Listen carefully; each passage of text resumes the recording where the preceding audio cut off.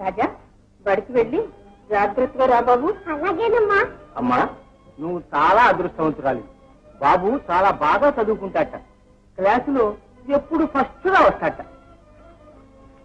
మా బాబు పెద్ద చదువు చదివి పెద్ద కలెక్టర్ పని చేస్తాడులే. కలెక్టర్ పని కాదు తాత, జడ్జి పని.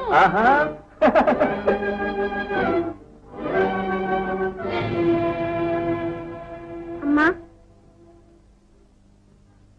వెళ్ళరానా? వెళ్ళిరా నాయనా. టాటా. రండి పద రండి.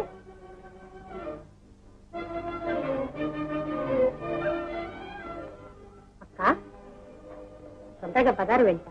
కాద్రి గారికి తొందరగా వంట చేయాలి వాళ్ళు. అలాగేనమ్మా.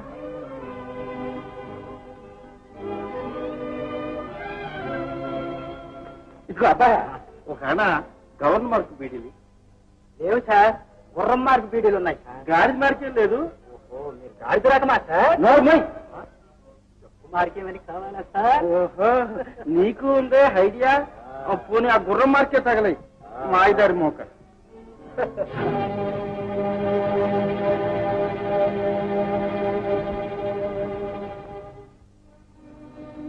ఇదిగో చూడబ్బా అటు పోతుందే ఆ బుల్లిల్లు ఎక్కడో నీకు తెలుసా?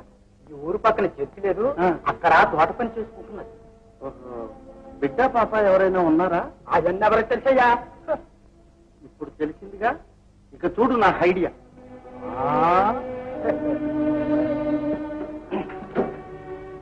అంతం బట్టి ఆ శాంతమ్మని అంతం చేస్తే గాని మనకు సొంతం అంటూ ఏం దక్కదు. చెప్పింది చేయగలవా అని. ఈ బ్రహ్మాండం తలుచుకుంటే అండపిండ బ్రహ్మాండాలన్నీ అడిగిపోవాలి. చూద్దాం.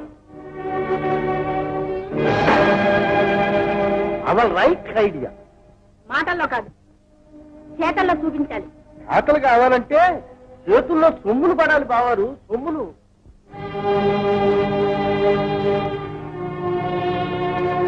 ఏమిట్రా కుర్రాడి పేరు? ఆ కుర్రాడి పేరా రవి. చక్కగా ఎంతో అందంగా ఉంటాడు. ఆ అబ్బాయి తల్లి పేరు శాంతమ్మ. అలాగా బాబు ఏ శాంతమ్మని గురించి మాట్లాడుతున్నారు? నీ గురించి కాదమ్మా, హైకోర్టు జడ్జి మాధవరావు గారు లేరు, వారి కుటుంబాన్ని గురించి. వారు మావారే బాబు. మీ పేరేనా శాంతమ్మ గారు?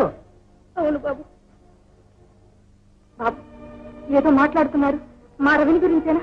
ఎక్కడున్నాడు, ఎలా ఉన్నాడు చెప్పండి బాబు. అదేనమ్మా, తప్పిపోయిన దగ్గర నుంచి ఆ అబ్బాయిని దూరపు బంధువుల్లో ఒకరు పెంచుకుంటున్నారట. ఆ కుర్రాడు పాపం ఎప్పుడు మా అమ్మేది మా అమ్మేది అని అడుగుతూ ఉంటారట. బాబు మీకు పుణ్యం ఉంటుంది, నా బిడ్డ నాకు ఒక్కసారి చూపించండి. రేయ్, తల్లిని బిడ్డని దూరం చేయడం ధర్మం కాదురా, ఒకసారి చూపించు పాపం. సరే రావమ్మా, మీ అదృష్టం ఎలాగుందో. బాబు నా బిడ్డను ఒక్కసారి కళ్ళారా చూసుకుంటాను, నాకంతే చాలు. రండి బాబు. బాబు ఒక్క నిమిషం, ఇప్పుడే వస్తాను.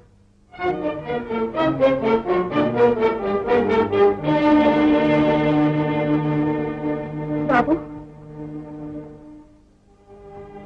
బాబు. లక్ష్మి ఏంటక్క? మా పెద్దబాబు దారి తెలిసింది, బ్రతికే ఉన్నారు, ఎవరో పెంచుకుంటున్నారట. నిజమా? నీ ఎంత అదృష్టవంతరాలు అమ్మా. లక్ష్మి రాజ్యాన్ని జాగ్రత్తగా చూస్తుంది, ఇప్పుడే వస్తాను.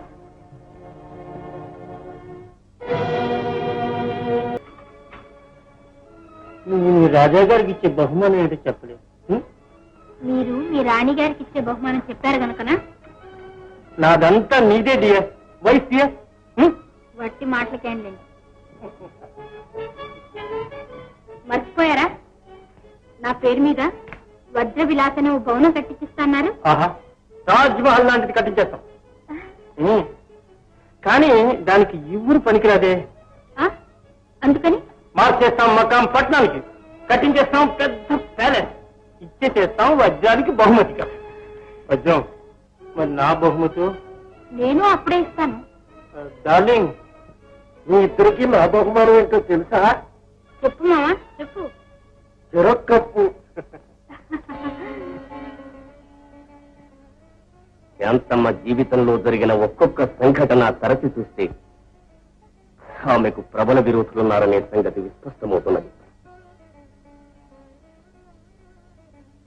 రాజా కూడా ఇక్కడే ఉంటే ఏ సమయంలో ఎలాంటి అపాయం సంభవిస్తుందో మనం ఊహించలేము. వెంటనే మద్రాసు తీసుకువెళ్లి అనాథాశ్రమంలో చేర్పించడం మంచిది. అవును బాబు.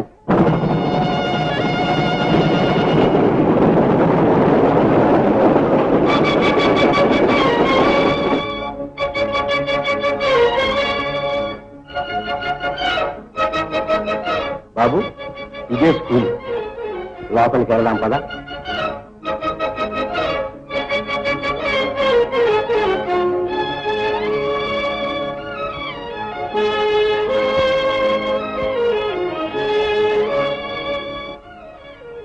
నీ పేరేమిటి నాయనా? రాజేంద్ర. బాగా చదువుకుంటావా? చదువుకుంటాను మాస్టారు.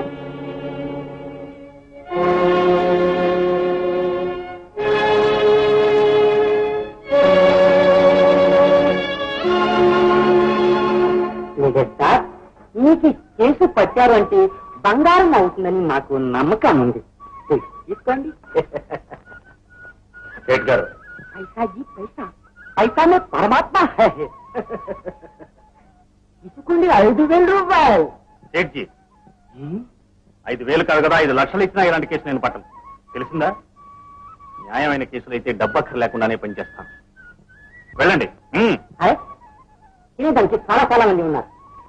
నీది ఒక లెక్క, అక్కడికే పోతాం. ఇలా కాజీ చేసి హిందీ చెప్తాం.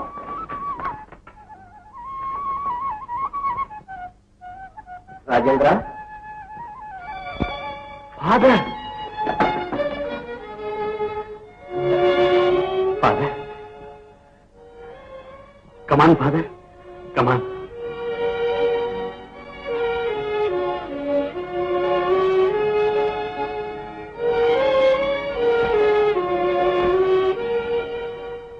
ఇదేనా రావడం? అవునాయనా, నేను ఈరోజే ఈ ఊరు వచ్చాను. అనేక చోట్లకు ట్రాన్స్ఫర్ అయి ఆఖరికి నువ్వు ప్రాక్టీస్ చేస్తున్న పట్టణానికి రావటం నా అదృష్టం. నాయన, నిన్ను గురించి నేను ఇదివరకు విన్నాను, ఇప్పుడు ప్రత్యక్షంగా చూశాను. న్యాయవాదనే పేరుకు నువ్వు నిజంగా న్యాయాన్ని కలగజేస్తున్నావు. నీతి న్యాయం గల మనుషులను దేవుడు సర్వదా కాపాడుతూ ఉంటాడు. దేవుడైనా గురువైనా మీరే నాకు. నా తల్లిదండ్రులు ఎవరో కూడా నాకు గుర్తులేదు. చిన్ననాటి నుంచి మీ ఆశీర్వాద బలంతోనే అభివృద్ధికి వచ్చాను. నేను ఇంతటి వాడిని కావడానికి కారణం మీరే ఫాదర్. కాదు నాయన, అన్నిటికీ కర్త ఆ పరమేశ్వరుడే. ఆ ప్రభువు ఆశీర్వాదాలతో మంచి కార్యాలు చేయటానికి మనం పరికరాలం మాత్రమే. బిడ్డ, కాంతివంతమైన నీ కీర్తి శాశ్వతంగా వెలుగొందుతూ మానవులలో న్యాయమూర్తి అనిపించుకుంటావు. దేవుడు నిన్ను సర్వదా కాపాడుగాక.